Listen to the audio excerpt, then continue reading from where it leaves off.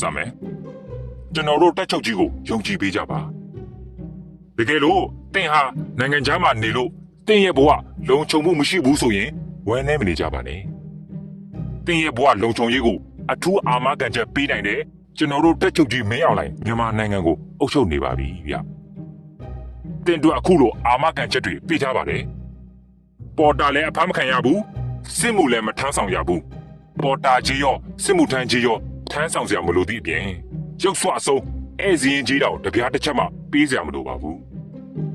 မီးမမှန်ရေမမှန်ကုန်စည်နှုန်းကြီးတဲ့ဒဏ်တွေကိုလည်းမခံစားစေရဘူး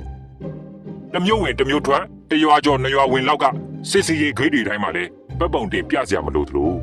9000 1000တောင်းတဲ့လောက်လည်းပေးစရာမလိုပါဘူး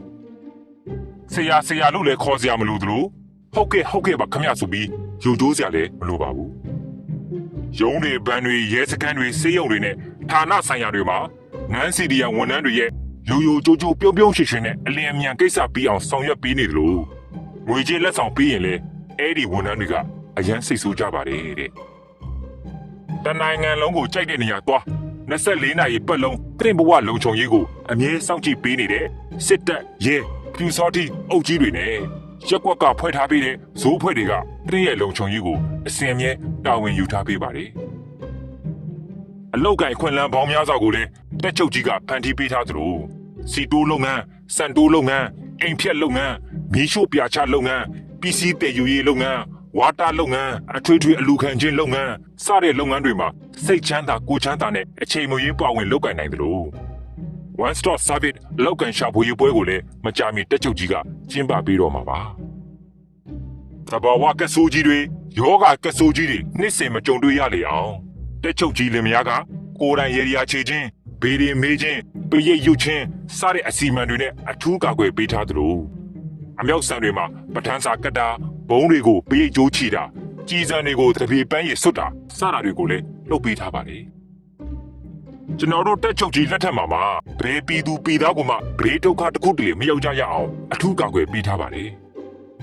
ဒါကြောင့်ဘဝလုံခြုံမှုရှိတဲ့ကျွန်တော်တို့တက်ချုပ်ကြီးရဲ့လက်အောက်မှာအလုပ်လုပ်ကင်ကြဖို့ပြပရောက်တွေလည်းအမြန်ဆုံးပြန်လာကြဖို့တက်ချုပ်ကြီးကစေတနာရှိထားပြီးဖိတ်ခေါ်တိုက်တွန်းသွားတာဖြစ်ပါလေ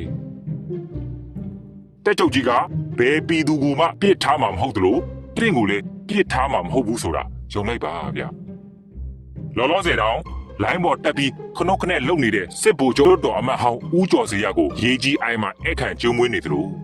နေပြည်တော်ကိုတိဆောက်ခဲ့ကြဘူးတဲ့ခရိုနီတထေးတတိုက်ကိုလည်းဘူဖေးအဝကျွေးဖို့တက်ချုပ်ကြီးကဖိတ်ကြားထားပါတယ်ကျွန်တော်ကတော့လိုင်းပေါ်မှာအလုံးရှိကံရှိဒီလိုတော်ကီပွားနေရင်နဲ့တက်ချုပ်ကြီးစီစဉ်ပေးထားတဲ့ one stop service အလောက်ကန်ရှာဖွေရေးနဲ့ပတ်သက်ပြီးဆက်သွယ်လို့ရတဲ့ဖုန်းကိုဖုန်းဆက်ကြည့်လိုက်တဲ့အခါမှာရေချင်းရှိစရာမလိုဘူးကြောင်းပြီးစရာမလိုဘူးကျမ်းမာရေးကောင်းရုံနဲ့အလုပ်ရပြီတဲ့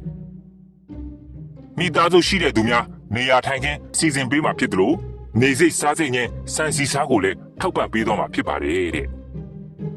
ဒီတော့ကျွန်တော်တို့တက်ချုပ်ကြီးကတိုင်းသူပြည်သားတွေအတွက်ဒီလောက်တောင်ကြည်ပေးနေတာကိုခမရတို့ကဘာလို့အပြစ်တင်နေရတာလဲဗျ